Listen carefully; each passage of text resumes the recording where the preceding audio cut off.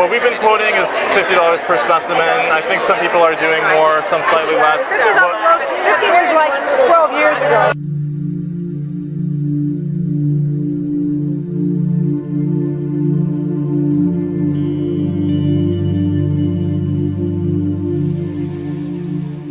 What would you expect for intact tissue? What sort of compensation? What sort of... Well, why don't you start by telling me what you're used to paying? Well, you know, in negotiations, the person who throws out the figure first is at a loss, right? So, I want a Lamborghini. I said I want a Lamborghini.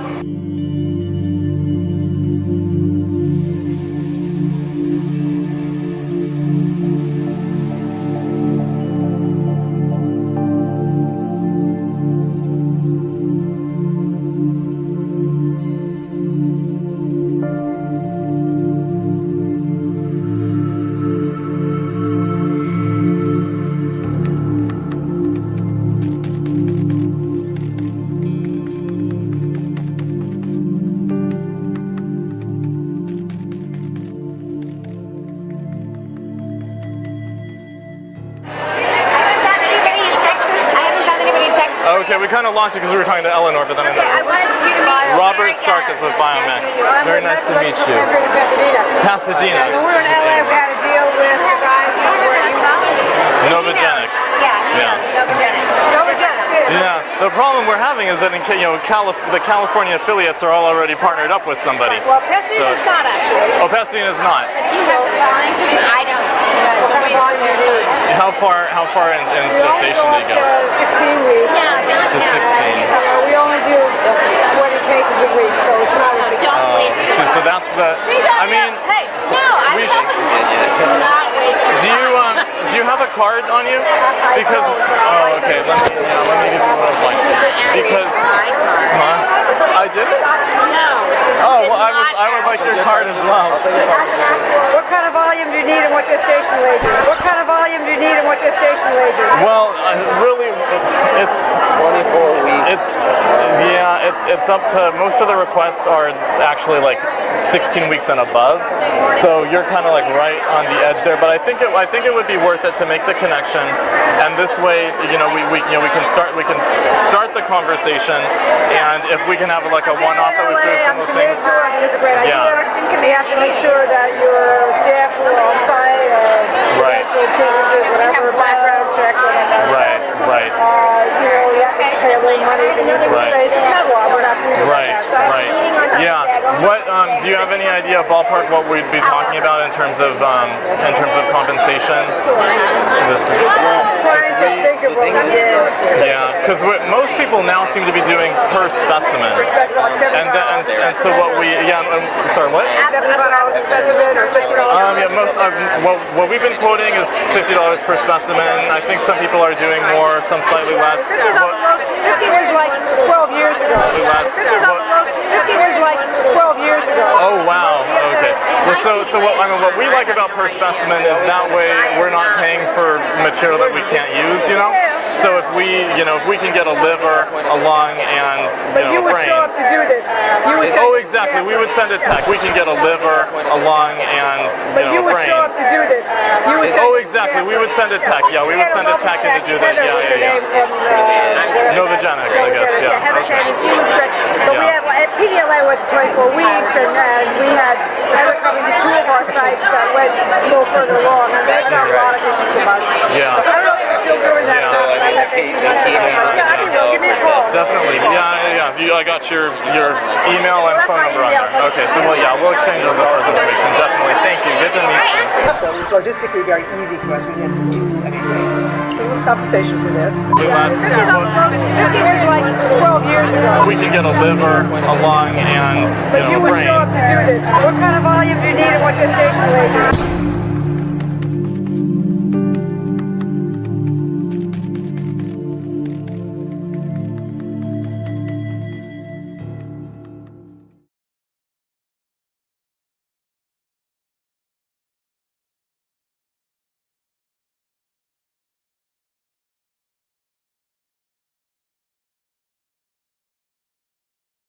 So I say, okay, what are you looking to supply today?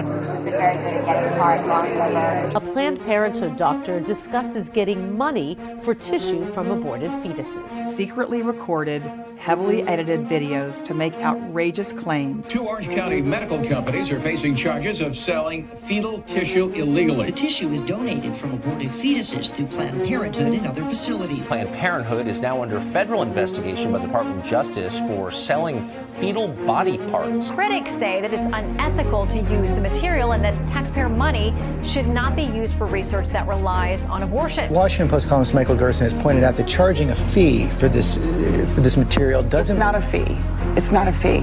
It's actually just the cost of transmitting this material.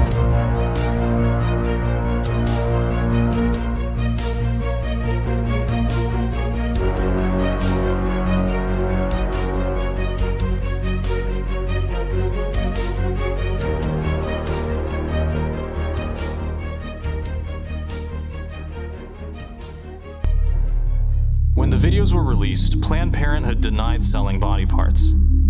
We thought they might do this, so before the video release, we emailed Planned Parenthood Gulf Coast an undercover contract for $750 per fetal liver, $1,600 for liver thymus pairs. Planned Parenthood told Congress they rebuffed the deal, and the New York Times reported Planned Parenthood's assurances that the affiliate declined. But now, we know that Planned Parenthood lied to Congress and to the media because of the documents and testimony of Tram Nguyen, Planned Parenthood Gulf Coast's abortion center director. It's an email from Robert Sarkis to Melissa Farrell and copies you and other people, dated June 30, 2015. And it attaches an agreement between Biomax and Planned Parenthood Gulf Coast. If you just turn to the last page of the document, it says that the fee to Planned Parenthood Gulf Coast for a fetal liver would be $750, and the fee for fetal liver and a thymus would be $1,600. This is an email chain between you and Doe 9012, who is the Regional Medical and Surgical Services Director, who we understand is Diane Santos. Is that your understanding? Yes. So you say, FYI, we're still trying to move forward with this. She responds to you and says, do you want to do this? You respond to her and say, yes, ma'am. Do you remember that exchange? Got into it yesterday. Okay. So you wanted to move forward with the contract we just saw with those price terms? Objection. Mischaracterized the document. Mischaracterized the testimony. Vague. I know I wanted to move forward with it. Is there anything in writing that says that you didn't agree with the compensation? Objection. Vague. No. It's a federal crime to trade fetal tissue in exchange for valuable consideration. Valuable consideration means the benefits exchanged in a transaction, also called a quid pro quo, which means in Latin, one thing for that other thing. It's an intentionally broad term for any measurable exchange. The law means that if human fetal organs or tissue are being exchanged as the quid pro quo, or the pivot of value in a transaction, it is an illegal transfer of fetal tissue. This law makes sense because paying for something is a financial incentive to make more of it, and you can only get body parts by taking them out of another human being. So the purpose of laws against trading valuable consideration for body parts is to stop any financial incentives to turn a human being into a commodity. Valuable consideration is not strictly about profit or reimbursement. It's about keeping any market forces away from organ donation, period. This is crucial in the context of abortion, where a pregnant woman is free to choose only up until the moment the fetus dies, and then the choice becomes irreversible. Democrat Henry Waxman, the author of the fetal tissue law, explained it this way. This amendment that I'm offering in the nature of a substitute would enact the most important safeguards, and those are the safeguards to prevent any sale of fetal tissue for any purpose. It would be abhorrent to allow sale and a market to be created for that sale. Representative Waxman later said, any price is unreasonable and illegal under this law. But Planned Parenthood's own documents show that market demand for body parts was the driving force in their fetal tissue deals. Emails from the biggest Planned Parenthood affiliate in the country, Planned Parenthood Marmonte, show how they switched from selling body parts to Advanced Bioscience Resources and partnered with STEM Express instead, because STEM Express offered a larger market and therefore more money to Planned Parenthood. In June 2010, the research director for Planned Parenthood Marmonte writes to Planned Parenthood Marmonte's medical director, Dr. Dorothy Ferguson, complaining that ABR has only shown up on Tuesdays, a couple of times in the last month or two. In fact, the last invoice I sent to ABR was for 2 samples collected in April at the Sacramento abortion clinic. The research director says that Kate Dyer from STEM Express could really use Tuesday and Friday at the Sacramento B Street clinic. Her business is starting to take off, which is good for her and us as well. This might be a good time to think about severing our relationship with ABR. Sure enough, a few days later, Dr. Ferguson wrote back that Marmonte would be terminating their contract with ABR, giving STEM Express expanded, exclusive access to the abortion clinics. Watch what Dr. Ferguson said when confronted with these emails under oath. Do you know if there was any discussion about whether or not STEM Express would send technicians to PPMM health centers on more days a week than ABR would have been doing at that time? Objection, vague. I think that that's true, that it seemed that STEMX was working with more researchers, perhaps, than ABR was. If STEM Express determined that a particular sample was not usable, would PPMM still get the $55 reimbursement for that sample? No. That's another important admission. Planned Parenthood has tried to say that they were only getting reimbursement for vague costs, but the STEM Express contract conditions the payment specifically on STEM Express being able to harvest usable body parts inside Planned Parenthood Marmonte. It's true the law allows reimbursements for specific costs when donating fetal organs for free, but there are 2 requirements in this limited exception. Number 1, the payments have to be reasonable reimbursements. And number 2, they have to be associated with these specific costs. Planned Parenthood didn't do any transportation, implantation, processing, preservation, quality control, or storage of the fresh body parts they sold to STEM Express. That was STEM Express's job. And the payments were totally disconnected from any actual costs. They were only associated with marketable body parts for STEM Express. That means no matter what kind of costs Planned Parenthood ever had, and there is no evidence they had any that were legal, Planned Parenthood was only paid and incentivized for the number of body parts that STEM Express could market. Again, though, PPMM would only be reimbursed if a sample was actually usable. Is that correct? Yes.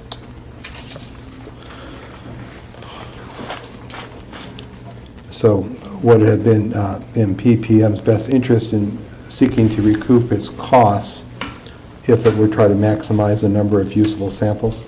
Objection, vague, calls for speculation.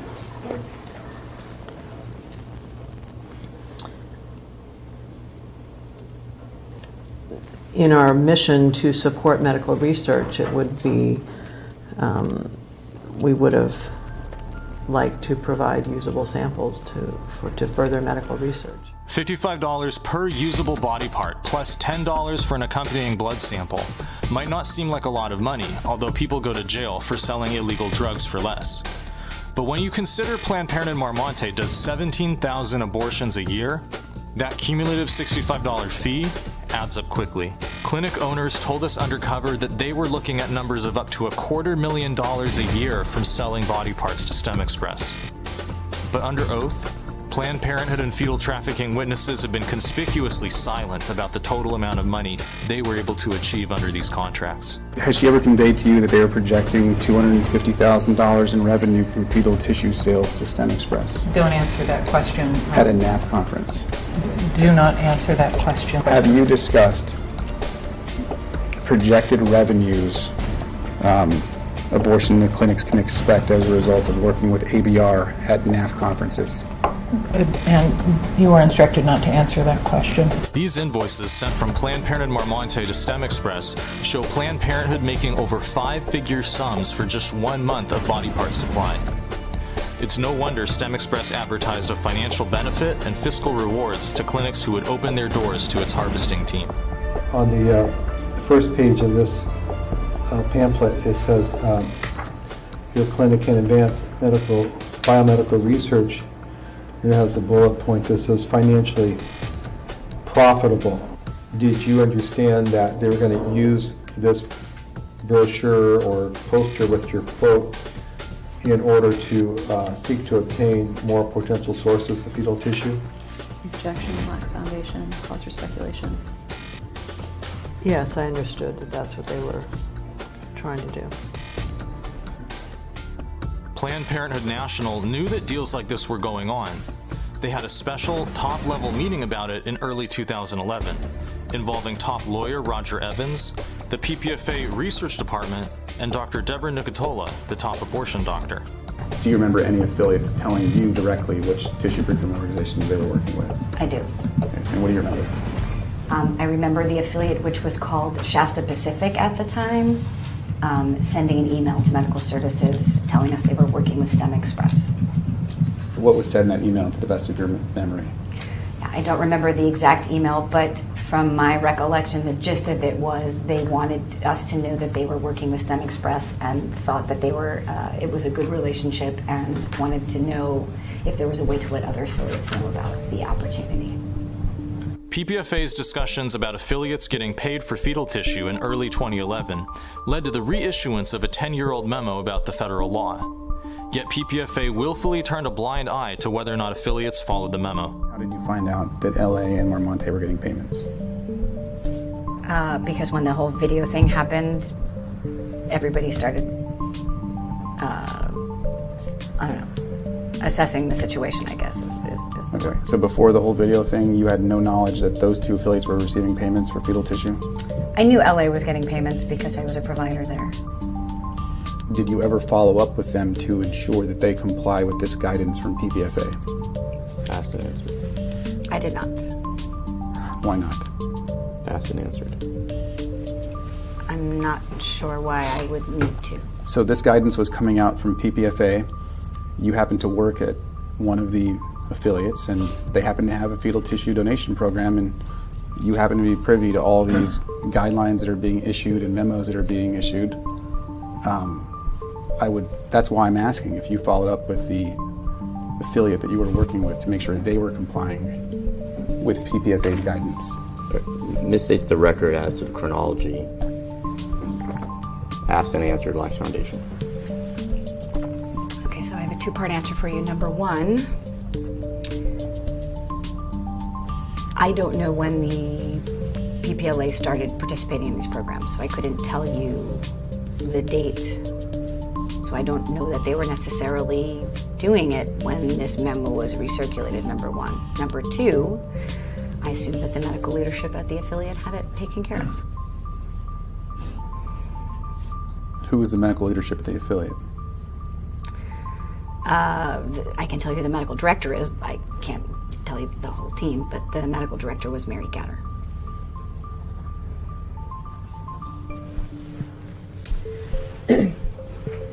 I was approached by representatives of Novogenics. I had been involved, as we discussed, in tissue programs before. I obtained a waiver from PPFA to start this program, and that's how we started. Was Novogenics a not-for-profit or a for-profit? I believe it was a for-profit.